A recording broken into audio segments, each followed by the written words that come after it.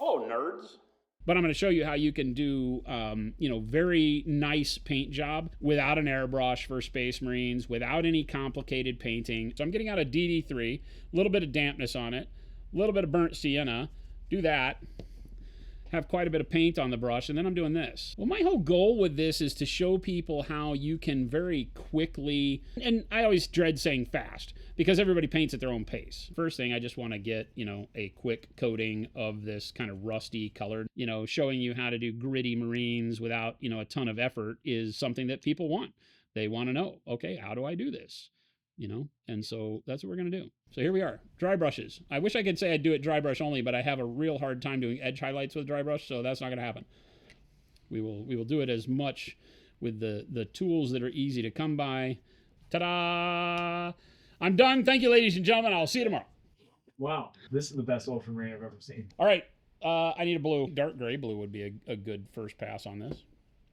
And then blue over the top. So we'll do, we're just going to do, no mixing. We're just going to go bang, bang, pow. That's what we're doing. Omega Marines.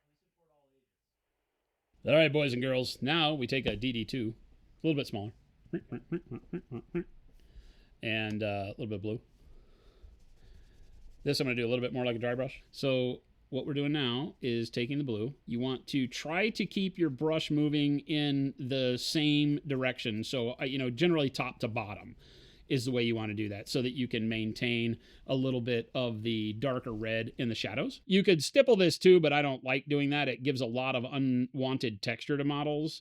I'll do more of a traditional dry brush, which is why it's important to make sure that I'm always moving the brush from bright spot to dark spot, and not hitting the model on this brush stroke, only on this one. This is super simple. So everything you see me do here is something that every one of you at home can do, regardless if it's your first day with a paintbrush or your 10 millionth day with a paintbrush.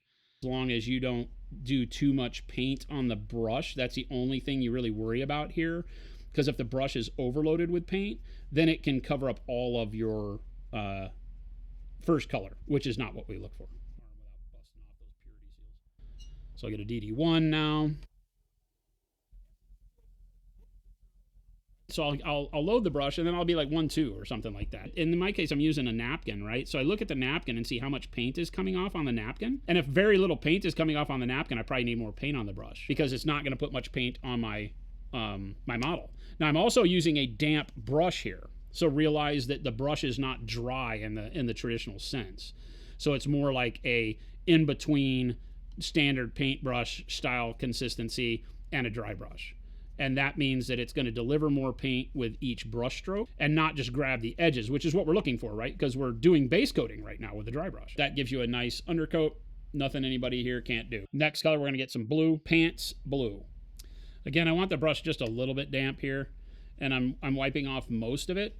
Here, I might go in and do more of a stippling, because here we're got to think about things like highlighting, right? So I might just go in and kind of dabble with getting it right where I want it. Very light at first and seeing if I get any paint on there, and if the paint doesn't apply the way I want, then I do a little bit more pressure. This texture from stippling now has a reason to put it on there because it'll be kind of like the scratches and stuff. So, all right. So as you can see, just, focusing the brighter color along the areas where I would have more highlight. But this side of his body gets cast into shadow just because of the torso, so I won't do as much of the bright blue on the other side. So this is where you have to start thinking about color placement a little bit more. But again, if you're just wanting to paint quick, like I can do a little bit at the top of this knee pad over here, but I don't want to brighten up that leg too much because I want it to be thrown into darkness. Same with the inside of this shin and thigh. Leave that alone. And I'm using what the dry brush does well in this case with the stippling, and it gives you kind of an uneven pattern of stipple to bake in texture and weathering for a war-torn, marine armor. So now some sky blue. It's going to be pretty bright. And still leave us room for white blue as a highlight, right? So that's the thing. When we do the brush for the detailed edges, we still want to be able to have a bright enough color there. So again, using the DD1, so I have a nice small, ish kind of thing. Because the thing is, as you go brighter, you're going to want to put it into smaller and smaller areas. You don't want to water the paint. You want a little bit of dampness on the brush. So I'm putting a little bit of dampness on my brush. Then I dry it a little bit. It's still a little wet. Then I go into the water or into the paint. And then I take the paint off like I would a standard dry dry brush mentality. But now it's going to flow a little bit better off the brush. I want it to deliver better paint than a normal dry brush will. And so you got to be a little bit more careful with the way you thin the paint. You just don't want the paint to be super thin. Don't worry about color. Like I tell that to people all the time, is that when you see me doing something, worry more about the technique I'm teaching you than the colors I'm using, and realize that if you can pick any combo that goes from dark to light, you can recreate everything I'm doing here. All right, now we'll take a little bit of white blue. White blue. So I got a DA1, right? Small angle dry brush. So let's take it. I'll just get it a little bit damp just because it's never been used. This one's brand new. Then I'll dry it off. Get a little bit of paint on it, right? So I want to get enough paint to be able to go up in the bristles like that. Then I'll take my napkin, wipe nearly all of it off, right? So it's dry. There's not wet paint. It's not going to leave marks. But now I can go in and basically barely take that dry brush across the edges, right? And see how it grabs that thigh plate and that knee? Right? And then like maybe the outside of the foot. And I'm using super light pressure just to pick up that edge. Just very purposefully into that middle of that line and then pull down so I can grab that edge and then kind of feather some brightness right there at the top of it like that. So it's really just about making sure you don't have so much paint that when you do that, it leaves big streaks on the model, of course, because that's the problem that you run into sometimes. But then you just keep doing it. I don't get the brush wet again if I'm just doing edges. I just put some paint on there, wipe the paint off, and then try to keep the brush to where I'm only angling it to hit the edges, moving it in the same direction so that if I'm hitting my light from the top on the model, then I'm always making sure that the brush only hits the model from top down. That's the most imperative thing I can tell you. That's looking pretty good. Then we got to get the DD1 dome dry brush again, this guy. Again, same way, get a little bit damp, load it with paint, unload the paint, make sure I don't have any big blotches, and then come over here, and with this one, I can kind of, stab the model, because on this open area, I don't want big, unwanted, bright brush strokes. So this lets me just kind of build it up over time real quick and set the highlight the way I want it. All right, now wash. What? Yes, I think some Payne's gray. Okay, so you'll notice I'm thinning this. About 50-50 glaze wash, medium to wash, and then water. This is going to give a little bit of vibrancy to the blue because of the blue and the Payne's gray. So I want to make sure that it isn't going to be hyper opaque. And then we're just going to do this. Bloop. Oh, it's so good. Holy cow, Payne's gray wash is the best thing since sliced bread. Absolutely tremendous. And our washes work so well that I can just blop it on here. I don't even care. It's going to darken up my shadows, but because I diluted it, it won't get rid of all the orange. And it's going to smooth out a little bit of the texture that we talked about that comes from dry brushing. I'm literally just loading the brush up and painting it across the surface, and look at that. Oh, it's like freaking magic, bro. Right, so now we're just going to go back in and refine our edges, right? So if I want to get just the top of the chest plate here, I don't want to pull the entire line now because I have this nice kind of mid-level highlight from where the wash covered up our initial dry brush. So I just want to get it at the brightest area up front and then just kind of maybe stipple along that edge. See how I'll do just a little bit of brightness here and then taper it off. And I taper it off here just tapping the brush. It's dot, dot, dot. So now we're able to get a really nice shine on the armor that will be a nice refined edge rather than dry brushing it for finish. I'm in deets and doots mode right now. This is where all the contrast really starts to pop. You've used this bright color on here. It gives you the little bit of shock of brightness.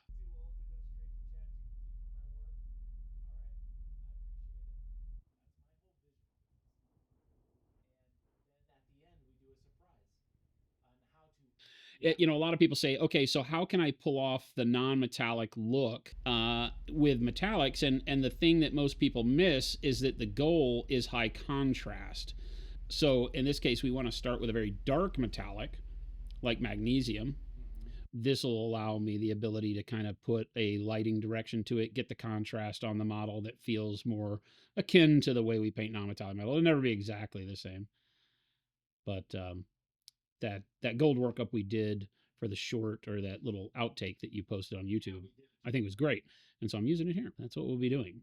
It's literally, I think, 3 colors. If I always forget what colors I use, but it's magnesium, rich gold, and then like white gold. or light bronze. And, you know, so it's like, okay, tools that make things easy can be used as advanced tools as well. But what can we be doing that actually keeps painting easy, I guess, not makes it easy, but keeps painting easy and still turns out good quality that you can, you know, feel confident putting on the table, and your friends are going to like it. People are going to want to pick your models up and look at it, because at the end of the day, there is a really good level of attaboy or appreciation that makes you feel good and drives you further in the hobby. I'm gonna put about some more magnesium and some rich gold on the palette. I am going to take the rich gold and do a 50-50 mix of rich gold magnesium, just brush mixing. I'm not gonna actually worry about it too much, but I'm gonna get an in-between color of the two. This is, you know, to somebody who was asking about blending, one of the easiest ways to blend is layering. And when we layer, you're gonna mix colors. And so you take magnesium and rich gold, and you know, I'm gonna pull a little bit of magnesium over here with the rich gold, and I'm gonna get a color that's kind of right in between them, brightness wise, is what I'm looking for. And then we just start going in towards our highlight. Doing what you see me do here is always going to give you a better look, because it's going to give you more depth. You're able to control where your lighting direction is as you go to brighter colors. Yeah, you'll get a subtle highlight start to show up. I'm only painting the tops of things. I don't have to worry about blending. I don't have to, you know, brush control is really just quick swipes of color. And it looks blended because of the fact that the color is close enough to our base color as we do this, that it's not going to jump out and give tremendous contrast right out of the gates. That's the thing you have to watch out for when doing metallics especially. Right?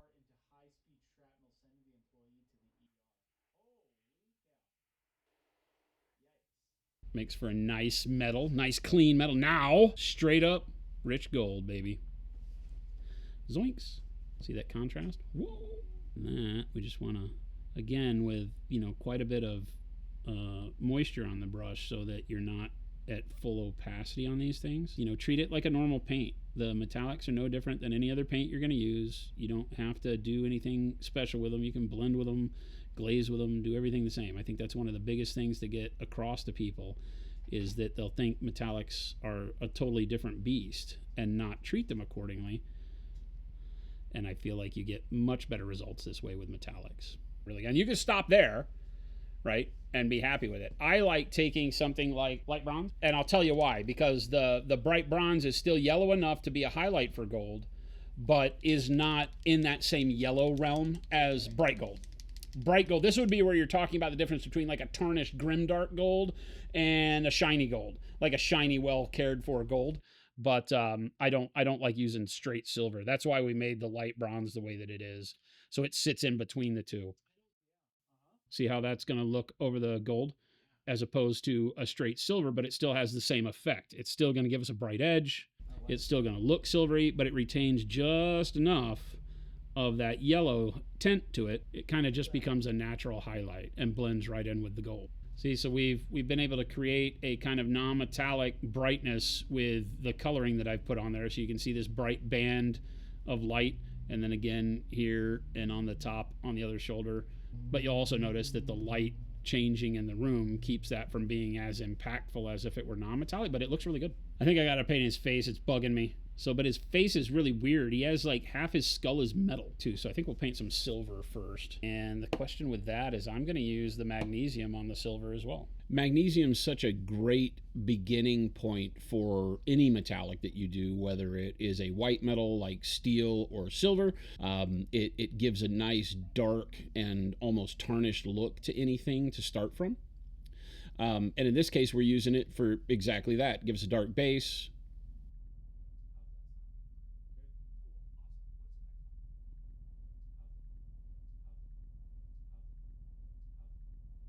The dark silver probably reads as a little bit brighter just because of the gray instead of brown nature of it, but they're not really that much different from one another as far as brightness goes. So what the dark silver does is just start trending us towards the gray of silver, not really at a highlight.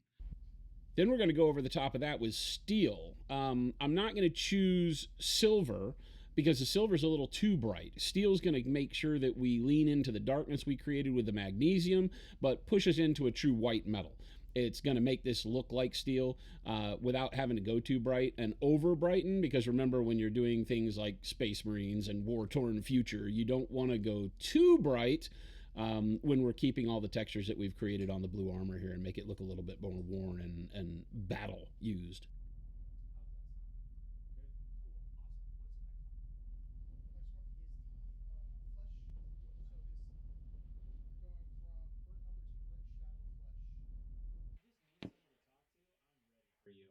Burnt Umber is my new base coat for flesh.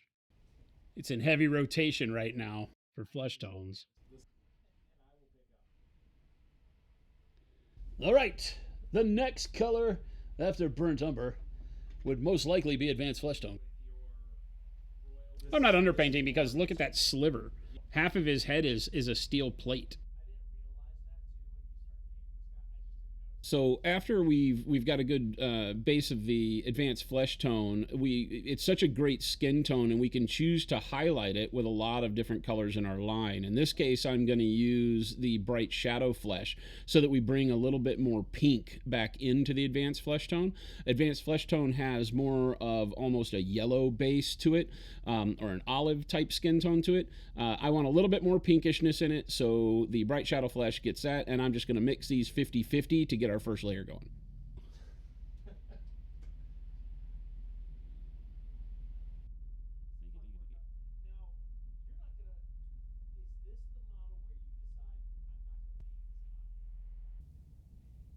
For the teeth, we're just going to use dark ivory to start. Very simple.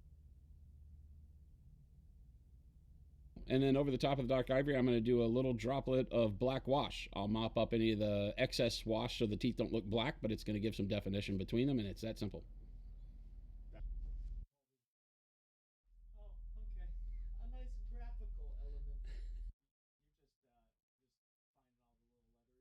Yeah, I'm just kind of giving some dark umber brown base to things like the skulls on the Terminator emblems. Orange oxide. I can use the same base color for anything that I want to have kind of a brownish, dirty background. But then I change the mid-tone on all of them to make them feel like a different material, right? So orange on the skulls, and then something else on the parchment, and so on and so forth. If you get trapped into painting the brown the same way across the whole model, then all your material looks the same, and it's something you don't want to do.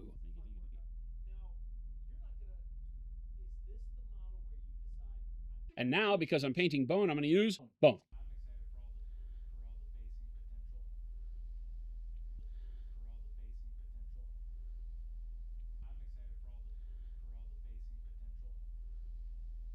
So I've got my brush fairly damp so that the bone is thinned on the brush, not on the palette, like I normally do. And that will allow the brown and the orange to show through my brush stroke. The orange has an impact. But I like bone that feels like you just dug it up out of the desert. And so I feel like orange does that really well. It gives it almost a burnt look. For a nice dirty cloth, you can start with quite a few different colors. You can use greens, any of your browns, even grays. In this case, I like dark golden brown because it has this kind of jaundiced yellow color to it, which is going to make the white or parchment color of the cloth really stand out.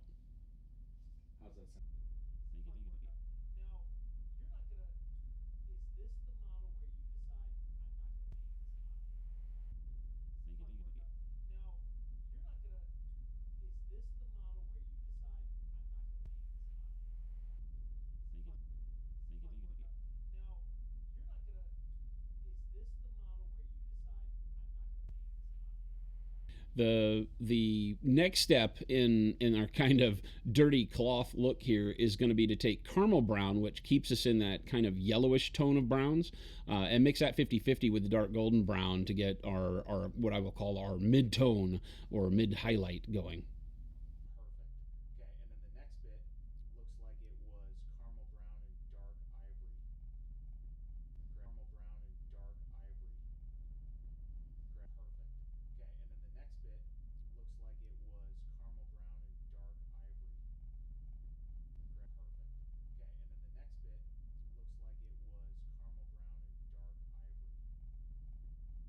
The natural progression off of this is to just stick with caramel brown, and we're going to stop mixing in the dark golden brown with it and use it straight out of the bottle. But you'll notice I'm going to use a lot more textured brush strokes here so that we can start finding the kind of threadbare or worn cloth look that I want in the end.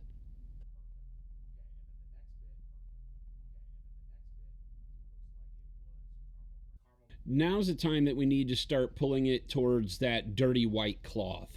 We can't stick too far into the yellowish browns, or that color will overdo it in the end. So I'm going to start adding dark ivory in, and we're going to stick with our 50-50 mix.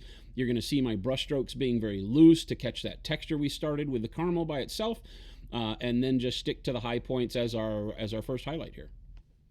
Next, we're going to add in some bright warm gray. Bright warm gray has almost a greenish hue to it and is going to go really well with the dark ivory to give us our next level of highlight.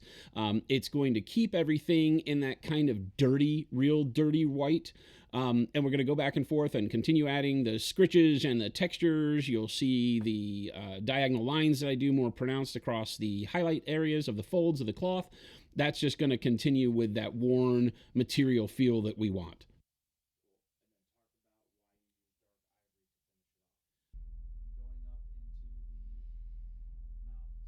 I'm going to go back over all of this with just dark ivory. Dark ivory is going to push us back into more of a non-yellow. Remember, we've only mixed it with the other colors so far to bring yellows and greenish hues into it. But dark ivory on its own is going to push us back into that pure dirty white, parchment style coloring. So I'll use it by itself. We'll finish off these highlights with more scritches and doots and deets to get that final material feel going.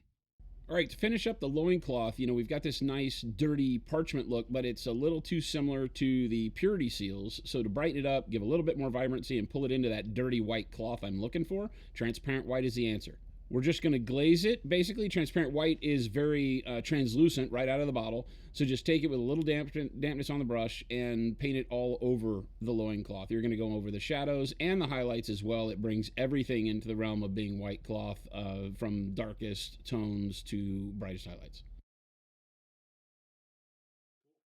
For this shoulder shield livery, I'm going to want to work one half of it up to a dirty white. And for dirty white, I really like starting with dark warm gray. So that as a base color gives us a really good firm foundation for our shadows. After that, I'm going to work into warm gray. Warm gray just gives us a lighter version of the dark warm, obviously, keeps it in that dirty gray hue, and really starts pushing us up to a firm foundation for going to what will eventually look white. Cool gray over the top of this, done very thin, starts again pushing us lighter, but gets away from the earthy tones and starts getting us into more of a neutral setting that lets the white sit better on it. Then we go with bright neutral gray. Bright neutral gray, again, just going brighter and in a true neutral, so we don't have any cool tones and no warm tones in it. And then finally, we're going to come in with a little bit of bold titanium white, and I very rarely use bold titanium white on its own, so you'll notice I pull it down very thin here so that I can use it more as a glaze. And I'm just going to go over the entire shield with it so that we get the brightness we want, but not oversaturating and getting rid of that really dirty look that we're going for. I'm not using the white to achieve bright white. I'm just using it to brighten the bright neutral gray. You could mix the two together if you felt more comfortable than glazing white, but that's just a really quick way to get the white done. So the same concept that we're going to apply here on the opposite side of the shield. Black red again gives us a very earthy, dirty base tone to start with that matches in with what we did with our white. I'm going to leave a little bit of a gap between the white and the red as kind of a black demarcation there. Then we're going to read into red oxide. Red oxide, again, keeping with that sort of almost rusty red feel. It's going to brighten things up, but keep it very dirty looking.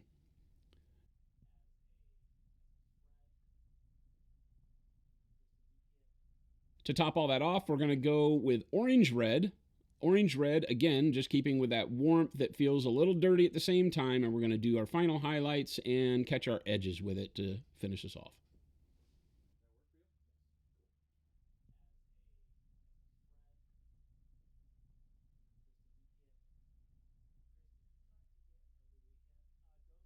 For the wax stamp on the purity seals, I like to start with a dark burgundy, something it's red-ish, but not a pure red. It's going to make sure that it doesn't look too similar to the shoulder plate that we've done, and still gives it that kind of realistic look. After we've done the dark burgundy, we move to just burgundy. We'll do the initial highlights with that.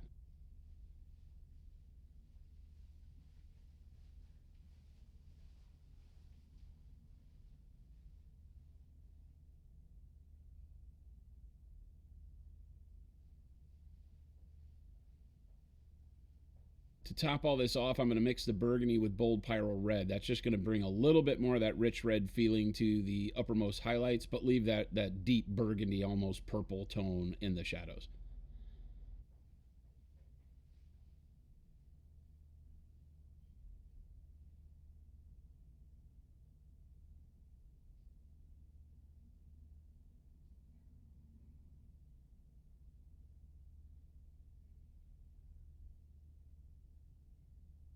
So we're trying to make a gunmetal, or like a, just a casing, gun casing color. And so you need a bright color to mix into a dark color.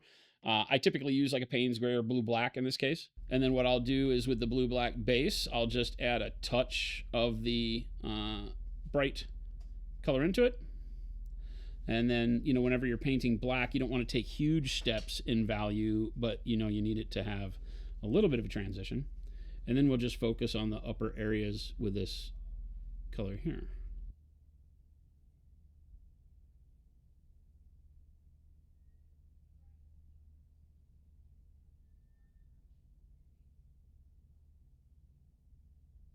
Whenever I'm doing like what I'm doing right now with the blue black and the bright blue green, then you're mixing to get where you want to go, and it gives you a lot of power to decide how to move a color from its raw form into the blended form.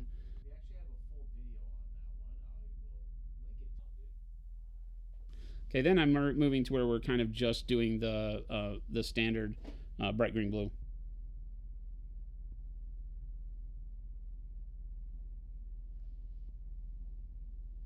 See, so now we get, as we've worked up to the brightness, we still get the idea of a black casing even though we haven't used any black.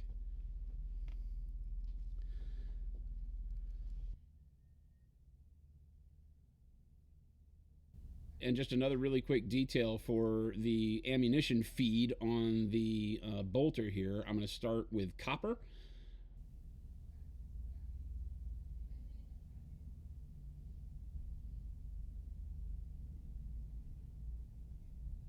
I'm going to layer over the top of the copper with some transparent brown just as a way to give me some initial shading, basically like a wash.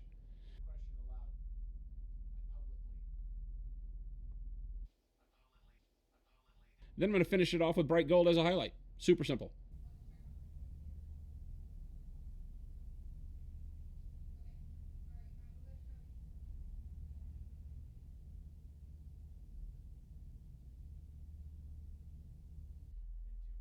Oh, okay. A nice graphical element. Yeah, the first thing I wonder about Space Marines is why would you choose to have a leather belt?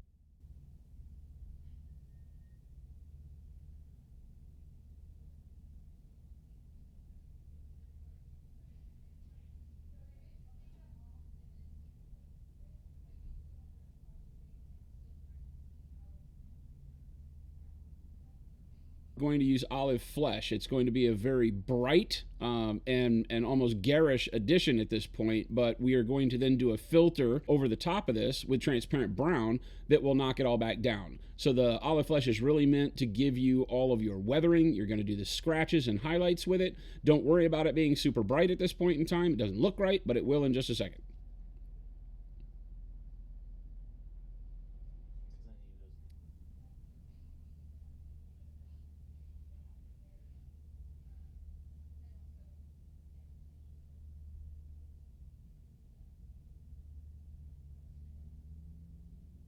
In step is to take that transparent brown, put it right over the top of everything. Notice how it pulls that olive flesh highlight right down into being the perfect level to match all the rest of the browns.